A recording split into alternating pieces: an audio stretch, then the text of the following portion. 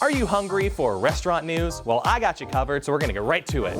It's that time of the year. Sullivan's at Castle Island is now open for business. Everyone's favorite Southeast snack spot is ready to take on the long lines for their hot dogs, seafood, and everything else on the menu. Their line gets long and it looks intimidating, but it goes by quick. Sully's knows how to get that food out fast. Everybody loves a clown on Guy Fieri for his whole thing, but the guy's really talented. He is opening up 2 more restaurants in Boston this summer that will join Tequila Cocina.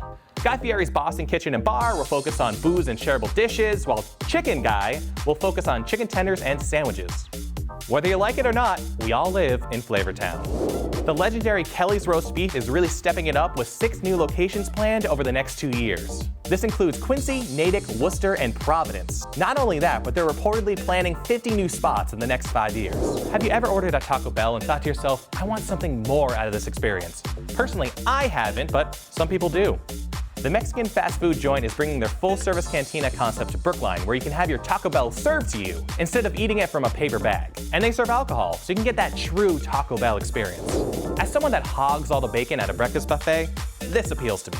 Dunkin now has Snackin' Bacon that offers 8 slices of glazed bacon with black pepper. Careful what you wish for, because you might get it. And in this case, not a bad thing. That's a lot of news. I'm pretty full, so let's get to the leftovers. The Stoughton Diner has closed for good. Tambo 22 has opened in Chelsea.